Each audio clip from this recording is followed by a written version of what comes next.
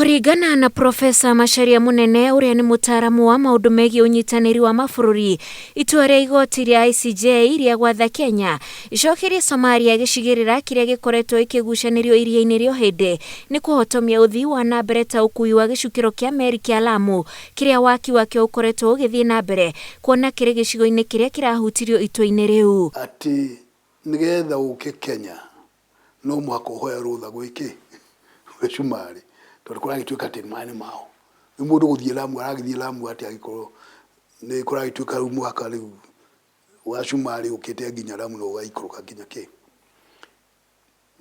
Iyo nĩ njĩra ĩmwe ya kũraga lapset. Gĩcunjĩ gĩkĩ ningĩ Somalia iragaĩirwo itua-inĩ rĩrĩ nĩkuo kũrĩ na ũtonga mũingĩ wa maguta na gasi kũrĩa Macharia oigĩte nĩkuo ũtonga wa Kenya wĩhithĩte. Katika Lamu County 65% ya fishing ground ambao tunavua ni hiyo maeneo ambayo iko na mzozo. Kwa hivyo tumebakia 35%.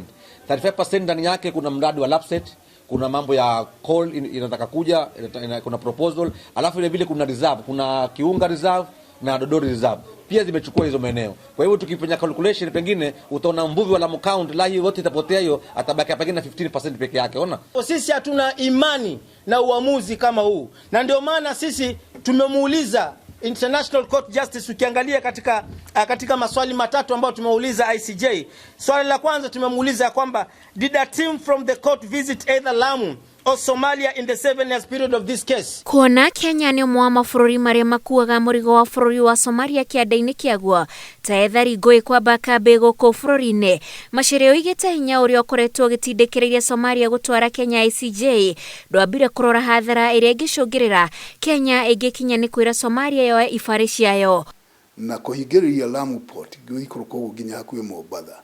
Ũguo nĩ kũhũra Kenya na niyo rĩngĩ tuge ũhoro wa geopolitical maneuvers. Ukona makĩria ya thamaki na gas rĩu nĩ mahinya marahũthĩka nĩgetha rĩu bũrũri ta wa Turkey kana ona Ngeretha nĩ mongereire meri ciao Indian Ocean. President Uhuru Kenyatta nĩ ateanĩirie itua rĩa igoti rĩu na kuuga gũtirĩ gacunjĩ ka bũrũri wa Kenya gĩa gũthiĩ na mũndũ na ũcio nĩ ũtunyani. Kenya wishes to indicate that it rejects in totality and does not recognize the findings in the decision. Kenya nĩ yeheranĩtie na cira ũcio mbere ya itua rĩu kũrekererio ĩgĩkũũa atĩ igoti rĩu nĩ rĩendagĩrĩra bũrũri wa Somalia na President anyitĩrĩire atĩ itua rĩrĩ rĩtigũtĩĩo. This decision was clearly erroneous. Faced by the above substantive and a persistent procedural unfairness from a biased bench and the denial of the right to a fair hearing, Kenya was forced to withdraw its participation in the public hearings on the 14th of March 2021. In fact, Kenya doubts that any state would have appeared at all in a case such as this.